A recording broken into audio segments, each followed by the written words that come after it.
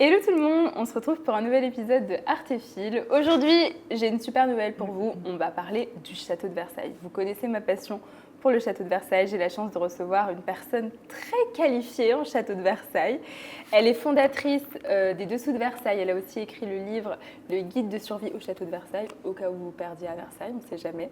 J'ai la chance de recevoir Laurane Bourgoin aujourd'hui sur Artéphile. Bonjour Laurane. Salut Clémence. Ça va? Je suis ravie d'être là, merci de m'accueillir. Moi aussi, je t'ai dit que j'avais vraiment envie de faire une interview avec toi parce que déjà, je te trouve extrêmement drôle.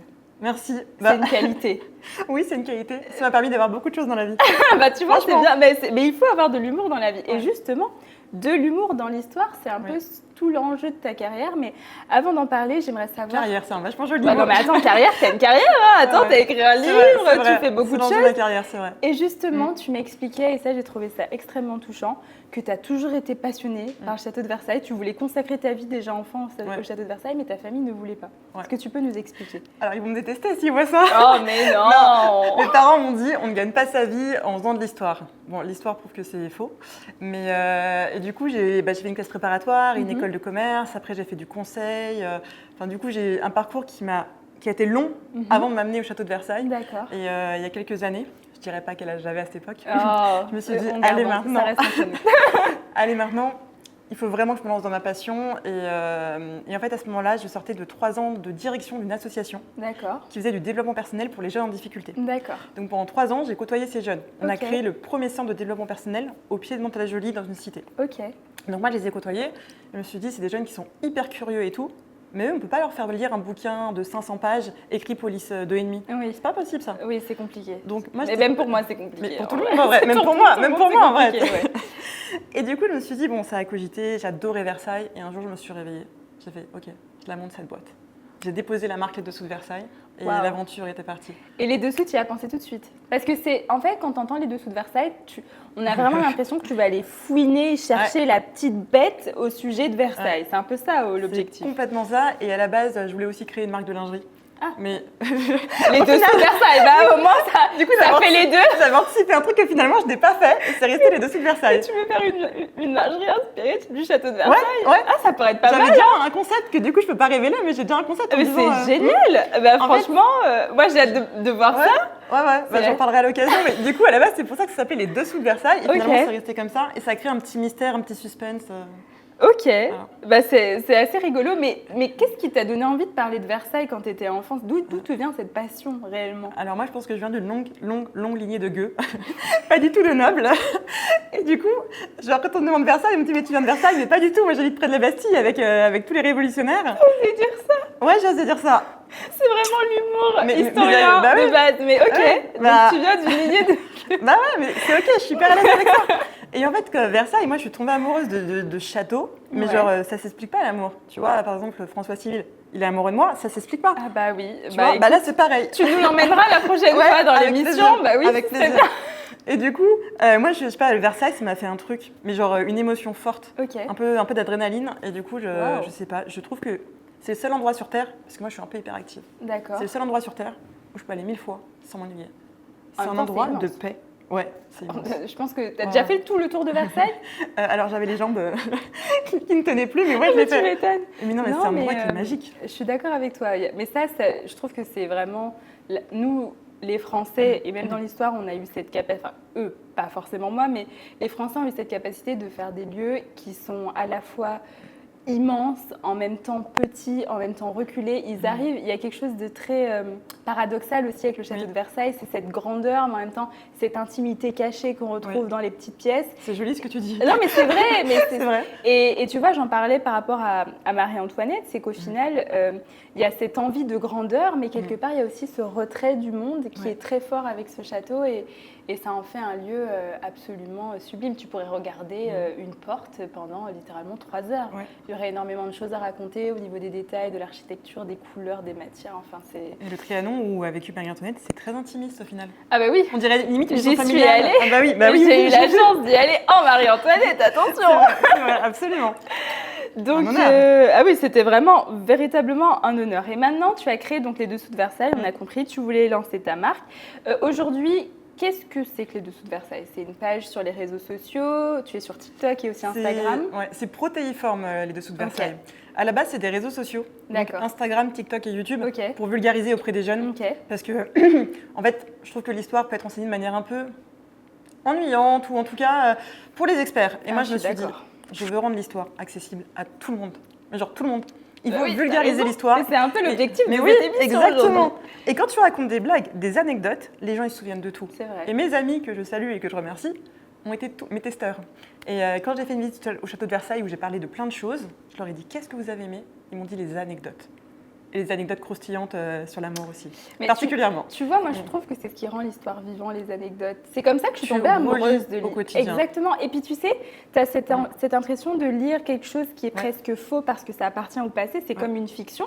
Mais les archives te montrent que ça s'est réellement passé comme ça. J'essaye de tout moderniser. J'ai fait le compte Tinder de Louis XIV, ça a été mon meilleur post. Les gens ont adoré. Alors match sympa ou pas très sympa Louis XIV, non? Non, mais c'est genre qui je suis, très égocentrique. Qu'est-ce que j'aime, moi? Tu penses qu'il aurait eu du succès sur Tinder aujourd'hui? Franchement, pervers narcissique aujourd'hui. Ah mince, bon écoute, personne n'aime où qu'il soit, mais c'est hyper drôle aussi parce qu'on idéalise justement ces grands personnages de l'histoire. Moi j'ai désacralisé ces personnages de l'histoire. Je les ai rendus accessibles, ça peut être nos potes, je tutoie Louis XIV, enfin vraiment c'est mon poteau quoi. Bah oui, t'as raison. Et du coup j'ai fait les réseaux sociaux, j'ai écrit un livre, Le guide de survie à la cour de Versailles. On reviendra là-dessus, en français, en anglais. Lui accorder son petit moment. Mais alors, comment le public a réagi à tes premières vidéos? Parce que c'est très difficile. Moi, je trouve que c'est très difficile de se lancer dans ce projet-là. Parce que quand on parle d'histoire sur un format comme celui-ci, on se dit, c'est soit ça passe, soit ça casse. Comment les personnes ont réagi? 99% des personnes m'ont réservé un accueil extraordinaire. Ça, c'est super. Il y a 1% de royalistes qui n'a pas apprécié que je dise que Marie-Antoinette avait un amant ou ce genre de choses. Et pourtant, c'est une réalité. C'est une réalité. Oui, et qui, du coup, ces gens-là n'étaient pas forcément très contents que je parle de l'histoire de France comme ça. Mais on va dire que ces gens-là ont rapidement arrêté de me suivre. D'accord. Et j'ai attiré autour de moi un public de gens bienveillants. J'ai une communauté qui est hyper supportive, qui est hyper adorable. Toujours des mots de soutien. Merci pour ta vidéo, pour ce travail. Donc maintenant, j'ai que des gens d'une grande bienveillance. Après, tu fais de l'humour, mais tu fais aussi du factuel. C'est-à-dire que tu énonces des faits. Et justement, quand tu prépares autant de contenu, parce que ça doit te demander un travail colossal. Je te remercie de le souligner. Non, mais c'est vrai. La création de contenu est un gros travail. Surtout de la création de contenu historique, où en fait, tu as quand même une responsabilité... presque, une responsabilité intellectuelle où tu peux pas donner des sources qui sont pas vérifiées, tu peux pas raconter n'importe quoi. Donc comment je me sens importante maintenant. J'ai l'impression d'être investie d'une mission. Mais tu as une mission, on est là pour vulgariser l'histoire et donner envie aux autres personnes. Donc comment tu travailles tes sources et tes sujets? En fait, moi, je dois avoir une centaine de livres sur Versailles chez moi. Ok. Et le reste est hyper moderne, je précise. Faut pas m'imaginer avec ma perruque le soir dans mon truc chelou. C'est hyper moderne, mais j'ai des livres sur Versailles, une bibliothèque entière.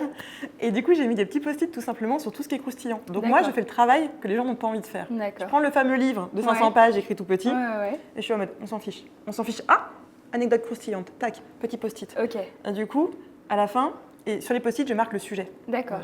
Amour, santé, machin.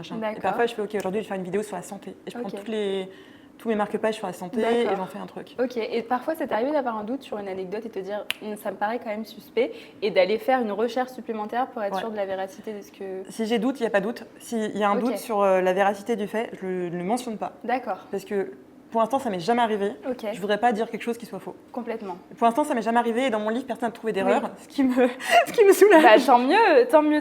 En plus, je crois que c'est un livre que tu justement conseilles pour. C'est un livre éducatif en fait. Un livre éducatif. C'est un livre, justement. On parle du guide de survie au château de Versailles. C'est un livre effectivement éducatif avec des conseils, vraiment. On a l'impression qu'on pourrait le lire à l'école en fait, ton livre. C'est tous les sujets du quotidien qui intéressent les gens. J'ai pas voulu faire un énième livre sur la géopolitique, etc. Là, c'est vraiment comment les femmes faisaient leur teint, comment les boutons à Versailles. Bah oui, les femmes avaient des boutons à l'époque du château de Versailles. Il y a comment récupérer son ex. Il y a tous les sujets qui intéressent les gens. Alors comment on récupère son ex au château de Versailles? Dis-moi. Il y a aussi l'art du baisement et tout. Comment on récupère son ex? Il faut baiser la main. Il faut apprendre à danser un menuet. Un menuet. Un menuet, tu apprends à danser, tu as C'est des techniques qui marchaient à l'époque. Comment savoir si t'es cocu aussi?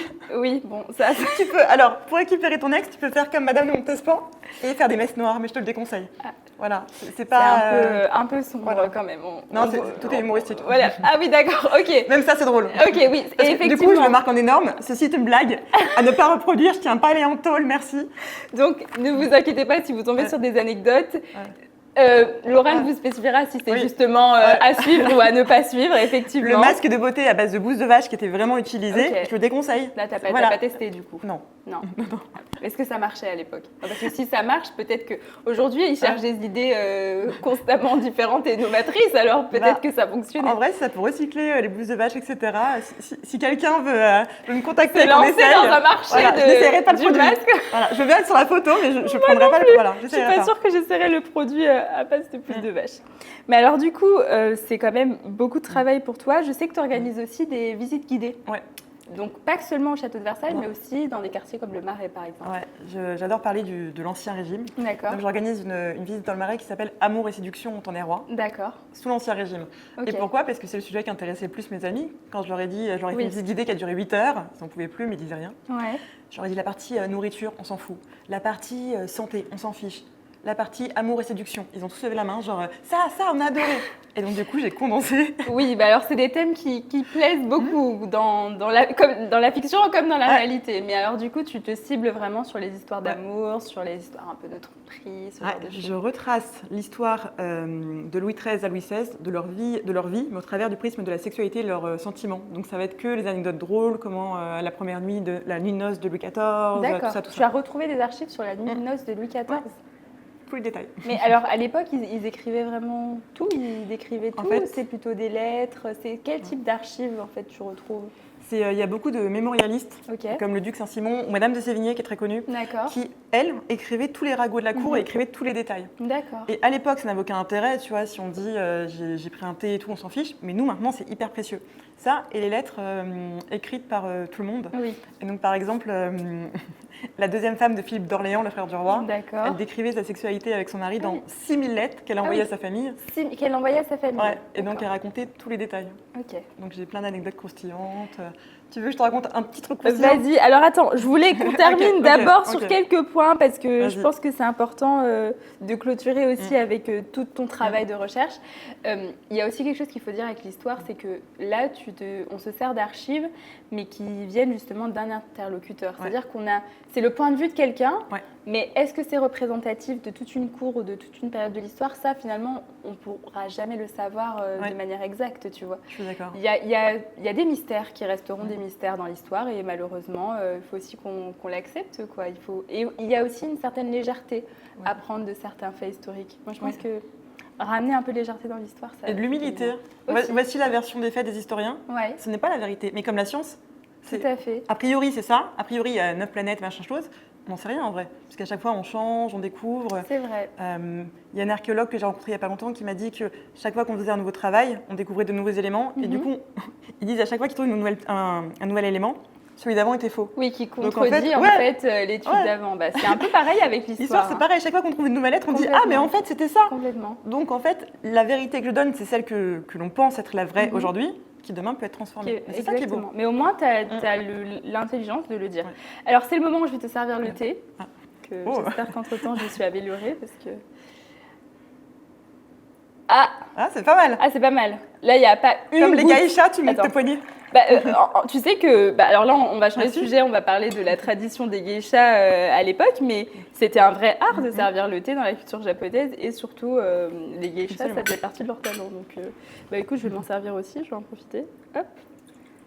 Ah, ça y est, je crois que j'ai commencé à... T'as la main. Je deviens une professionnelle du service à thé. Si tu veux te reconvertir... C'est ça, c'est le moment. Artéphile, il y a thé dedans, donc il serait peut-être temps de... T'avais pas compris le... Si, il me l'a expliqué. Moi, je briefe pas bien mes invités. Oups. On m'a expliqué. Maintenant que tu me le dis, c'est évident. En plus, je suis arrivée, il y avait le thé et tout. Mais... Oui, mais c'est pas forcément évident. Donc, je peux comprendre que tout le monde soit un peu perdu avec mon univers, mon nouvel univers que j'essaye de défendre. Alors, tu es la reine donc des histoires croustillantes. Et pourquoi tu as autant voulu ramener l'humour à l'histoire? Est-ce que pour toi, c'est complètement compatible, justement, d'avoir un côté extrêmement élitiste et d'amener aussi un côté plaisir à l'histoire, en fait, tout simplement? C'est complètement compatible. Et en fait, l'histoire de l'humanité, l'histoire de France et l'histoire de Versailles, elle appartient à tout le monde ou à personne. On ne peut pas la réserver qu'à une élite spécialiste, etc. En fait, l'humanité a droit à ce savoir. Donc moi, je me vois un peu comme une passeuse de ce savoir que je connais pour l'avoir beaucoup étudié et que je recrache, c'est vraiment ça, de manière vulgarisée et que je rends accessible au plus grand monde. Et je fais d'une mission de vie que l'humanité entière aime l'histoire de Versailles. Je veux personne qui me dise « ça ne m'intéresse pas ». Et mes amis qui au début me suivaient, franchement par sympathie, oui, mais au moins tu as le soutien de tes proches, on commence comme ça. Hein. Aujourd'hui, tu fais rire des milliers de personnes et puis non, c'est important d'avoir le soutien de tes proches. Et d'ailleurs, je tiens à dire aussi que ce livre existe en anglais parce que Et c'est toi qui l'as traduit toi-même ou tu as travaillé avec une traductrice? Moi j'ai un bon niveau d'anglais, mais il y a tellement de blagues et de jeux de mots. Par exemple, Marie-Antoinette n'aime pas qu'on lui prenne la tête.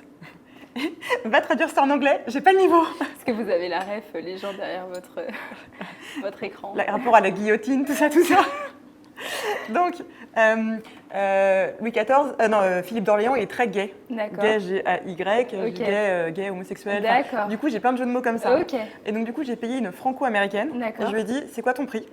Je double le prix. Par contre, tu passes du temps sur les jeux de mots. Okay. Et du coup, elle a trouvé des super jeux de mots. Et du coup, pour chaque personnage, je devais lui expliquer le caractère pour qu'elle trouve un autre jeu de mots approprié. D'accord. Et elle s'en est vachement bien sortie. À un moment, j'ai fait des blagues très gentilles sur Brigitte Macron, enfin, sur des blagues sur beaucoup de gens connus. Toi, moi, je pense que tu pourrais te lancer dans un one-man show. C'était mon but au début aussi. Ah oui, c'est vrai. Bah, c'est pas trop tard. Hein. Peut-être que tu as une carrière. Avis aux amateurs. Tu vas être une humoriste historienne. Ça n'existe pas. Il y a peut-être un concept. C'est le moment de... Si Stéphane Bern m'entend. Si Stéphane Bern, si Monsieur Bern passe par là, voilà. On a une nouvelle recrue pour l'humour historique. Je suis tout à lui. Mais alors, tu vois, tu parlais du fait que tu aies doublé le prix par rapport à cette traductrice. Et j'en ai discuté avec toi. Est-ce que c'est encore difficile de lancer des projets autour de l'histoire et du patrimoine? Parce que, typiquement, je parlais avec une personne qui fait un métier d'artisanat et qui me disait que elle a dû revendre toute sa collection parce qu'elle n'a pas pu la maintenir financièrement. Et on peut qu'être sensible à cette situation pour le milieu de l'histoire et des historiens, quoi. C'est très dur de vivre de l'histoire en France. C'est en France qui est important. Et c'est aussi pour ça que je traduis mon livre en anglais. Quand je fais des visites guidées ou des conférences sur le leadership de Louis XIV, les gens adorent ce que je fais. Alors moi, je veux bien savoir ce que c'est que le leadership, mais c'est pour une question d'après. D'accord, ça va après. Les gens adorent ce que tu fais, mais vraiment. Tu passes 2 heures, ils te font des compliments et tout et tout. Et après, ils disent « Ah, mais c'est payant !» Et pareil pour le livre, c'est en mode Ah, bah, je peux vous donner quelques euros, mais non, c'est pas comme ça que ça marche. Et donc, on a du mal à se faire payer en France pour des services, parce que les gens, pensant que la culture appartient à tout le monde, ce qui est le cas, est gratuite. Mais non, parce que derrière, il y a des gens qui travaillent. Alors que les Américains, qui sont maintenant un peu aussi ma nouvelle cible, les Américains, eux, alors pour la culture française, ils adorent. Ils donneraient leurs bras, c'est vrai. leurs jambes. Ah, mais ils adorent. Mais tu vois, c'est une prise de conscience qu'on devrait avoir en France. Et effectivement, nous, jusqu'à 25 ans, même 26 ans maintenant, tous les musées sont gratuits. Enfin, quand tu es étudiant, tu peux aller n'importe où. Enfin, je pense que ce n'est pas le cas dans plusieurs pays. Et d'ailleurs, moi, j'ai remarqué quand j'étais un peu plus jeune, quand je voyageais et qu'on devait payer pour aller dans un monument. Et en plus, les sommes sont souvent... C'est des sommes qui sont souvent...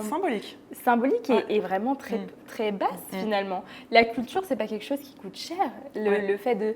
Les bibliothèques, tu t'inscris, la bibliothèque Sainte-Geneviève, c'est quoi? C'est 10 € l'abonnement pour l'année, tu as accès à autant de livres de culture, d'histoire, et pourtant, oui, les gens n'ont pas ce souci de soutenir, parce qu'effectivement, c'est comme un service public. C'est exactement ça. Le droit d'apprendre. J'aurais pas mieux résumé, c'est un service public, sauf que derrière, il y a des travailleurs qui bossent énormément, et je pense que je parle au nom de tous les influenceurs historiques, c'est beaucoup de travail.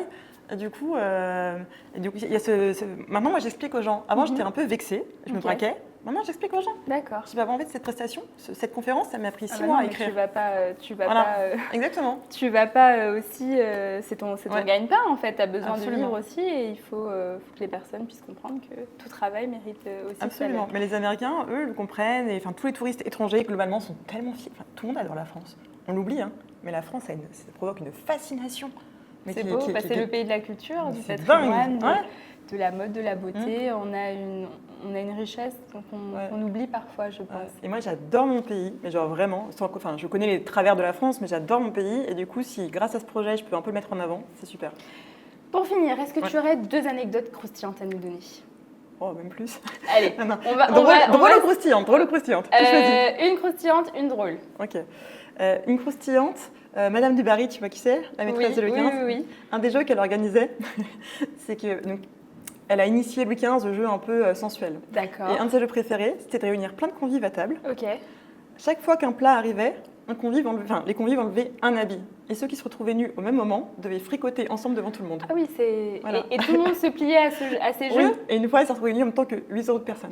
Elle aussi, du coup. Oui, elle jouait. aussi, elle Louis XV aussi. Ah oui, Voilà. c'est comme ça Voilà. au château de Versailles. Ouais. D'accord. Sous l'ère du Barry, Est-ce c'était que comme tu ça. penses que ça existe encore aujourd'hui? Alors, après avoir lu le livre d'Alain Baraton, qui était un jardinier du roi, et qui nous raconte tout ce qu'il a vu dans les jardins, je pense que oui. Sincèrement. Ok, ça marche. Honnêtement, Bon. oui. Bah écoutez, l'amusement c'est le plaisir. Voilà. Écoute, c'est comme Pas ça. de jugement. Pas de jugement. Moi, je donne les faits et je Et juge tu pas. juges pas. Non. Et l'autre du coup, la drôle, parce que La drôle. la croustillante quand Ouais. même. La drôle, c'est que à l'époque, il y en a beaucoup qui n'avaient plus de dents. Enfin, beaucoup de courtisans n'avaient plus de dents.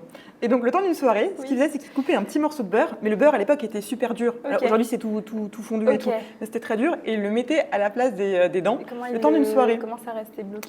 C'était tout dur. Donc, entre deux dents, tac, on parlait d'une soirée.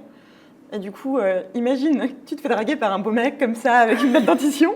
Et le matin, au réveil, le beurre a fondu. Il a plus de dents, quoi. Aïe. Ouais. Heureusement que la médecine a avancé au niveau dentaire, parce qu'effectivement, je ne savais pas que le beurre était dur à l'époque. Tu vois, Si, comme à ça. l'époque, c'était beaucoup plus condensé, en fait, compact. C'était un Voilà. sourire très beurré à l'époque. Très heureux. Oui. D'accord. Bon, bah écoute, merci pour Avec tout. plaisir. Merci pour ton accueil. Mais merci pour ta gentillesse, ton humour. Moi, comme je te l'ai dit, je suis très admirative de ta carrière, de ce que tu fais. Et j'espère aussi que ça permettra aux personnes de venir découvrir tes travaux, de s'intéresser à l'histoire différemment. Et puis voilà, je te souhaite plein de bonnes choses. Continue. Merci. C'est quoi ton projet, le goal, à part François Civil et Stéphane Bern, qu'est-ce que tu rêves de faire ou de vivre? Alors en vrai, je voudrais que Stéphane Bern m'adoube et dise c'est elle qui va reprendre le flambeau. Si Stéphane Bern, vous m'entendez? Tu peux faire une annonce? Stéphane Bern, si vous m'entendez, si vous pouvez mettre une épée sur l'épaule et tout, Wow. et m'adouber officiellement en disant c'est elle qui prendra le relais de l'histoire quand je serai partie dans l'au-delà. S'il vous plaît. Attention, il y a éternellement moi aussi sur reconnaissante. le marché. Attention, Clémence, comment on fait? Moitié, Clémence et moi, on se partage les sujets. A priori, je prends Versailles, tu prends le reste. Ah oui, moi je prends le reste. Toi, je te laisse Versailles, il n'y a Alors, pas de souci. ça, c'est vraiment mon objectif de vie. Et puis après, si je peux animer une chaîne d'histoire, franchement, être reconnue Pour ce que tu fais. pour ce que je fais. Pour ta passion. Pour ma passion. Et en tant que envie. Mais 100%. aussi bien par des gens connus du milieu que par des gens dans la rue. Je me suis fait reconnaître. Toi, tu dois avoir l'habitude. Je me suis fait reconnaître une fois dans la rue. Non, mais ça fait toujours plaisir. Je termine juste par cette anecdote parce qu'elle est drôle. Vas-y. Je me suis fait reconnaître une fois. Donc moi, ça m'arrive jamais. J'étais toute contente. Ok. Et donc c'était un serveur qui fait. Il me regarde, mais pas, je vous trouve jolie, genre. Mais qu'est-ce que t'en sais? Ah, il me fait. Vous n'êtes pas sur Versailles TikTok, vous? Donc moi, j'étais comme une hystérique. Je regarde mon ami. Tu lui as dit, si, c'est moi. Prenez une photo avec moi si vous Et je lui voulez. dis, mais du coup, genre, je peux avoir un cookie gratuit et tout? Il me fait, non. Non, mais c'est pas comme Et ça du coup- que ça fonctionne, Laura. Mais moi, j'ai gratté un cookie Oh là là, gratuit, quoi. mon Dieu. Il a dit non. Et du coup, il m'a apporté un verre d'eau en disant, bah ça, je peux te l'offrir. J'étais à la bombe avec un peu un échec quand même. Je crois que tu viendras avec moi, je te donnerai des petits cours parce que, eh bien, je suis pas Avec très plaisir. douée dans ça, mais faut laisser le cookie venir. Ouais, Faut laisser le cookie tu m'apprendras? venir. Oui, je t'apprendrai. Ok. Je t'apprendrai. Mais j'ai pas eu mon cookie du coup. Ah oui, bah écoute, si tu veux, je t'offre un cookie. Il y a des macarons là. Ça va. Bah, merci beaucoup en Plaisir. tout cas. Allez suivre sa page Instagram, Les Dessous de Versailles. Et bah, pour vos enfants et même pour vous, le guide de survie au château de Versailles en anglais et en français. Je compte sur vous, on soutient l'histoire. Merci d'avoir suivi cet épisode et je vous embrasse très fort. Merci.